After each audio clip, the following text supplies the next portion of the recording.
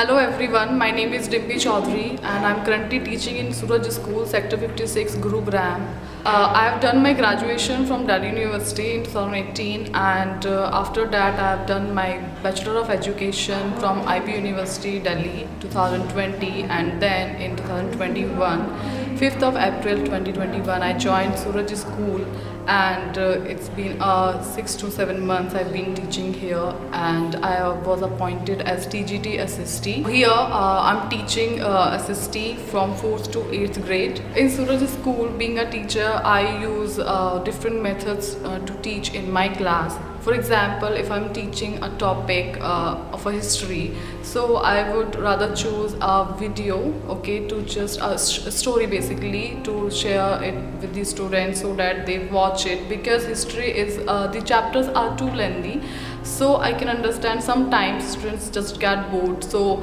storytelling method is the best method to teach history.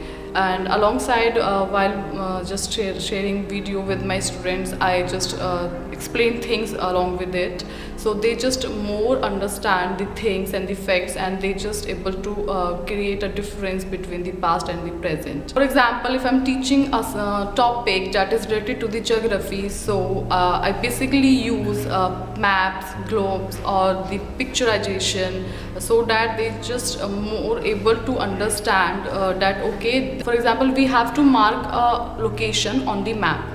So firstly we need to understand a few basic facts before marking a location on the map. So first of all, we will learn about what is map and the how we can mark a location on a map. So we need to learn that, only then we are able to mark a location on the map. So if we are going somewhere, so this is the only thing that helps us to be reached somewhere. And another example we can take, for example, if I'm teaching civics in my class, any topic of it, I would like to introduce my topic to the students so that they can relate themselves being a citizen of the nation, what are their roles and responsibilities towards it, and what are their rights. If their rights are being exploited, so they can take action against it. And being a citizen, they can just have input into the nation. Being a citizen, what are their responsibilities and what they can do towards a nation. How they can contribute into the nation is, for example, few time ago, the government of our India introduced Beti Bachao Beti Padhao movie. So in this context, we can just aware people that rather dropping out the girls' education, we can encourage them to pursue their study, whatever they wants to study in their lives. And another example we can take.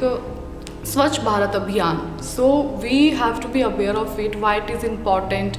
Cleanliness is important for us. We have to maintain hygiene. So in the school premises as well. Being a student, they are coming in the school. So firstly, this is the platform where they will learn. Firstly, they will have to maintain the hygiene in the school premises. Then they will contribute to the nation. So this is the basic platform where they will learn how they can contribute to the nation. In Suraj School, we always have an activity in every month so that a student build up their confidence and work together and individually as well, so they can build up and boost their confidence level. And activities is the important. Why? Because it just helps the student to take initiative to do something on his own, and he will learn while doing, and that is best thing. Learning is the part of our life, and we can learn. Assisted social studies is a very important part of our life. Without it, we were unable to understand the things that are happening around us. And of course, the social study has been divided into 3 sub-subjects. First is history, then geography, then civics.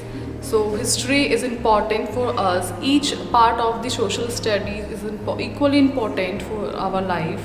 First is history. Let's talk about the history, how history is important and the role play in our life.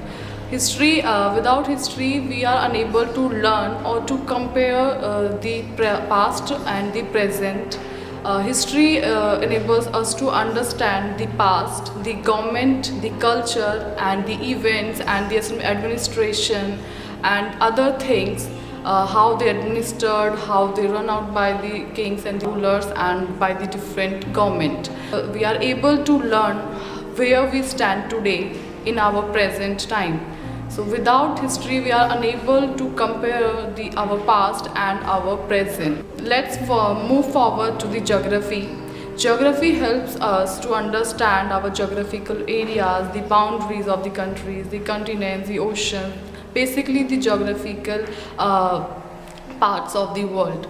So in the geography, it's a very interesting subject, and also the students will learn about how the things work, the types of landforms and forests, and the oceans, and seas, and continents, and many other things in this subject, geography. In civics, we will learn about our responsibilities, rights, and the duties as a citizen of the nation.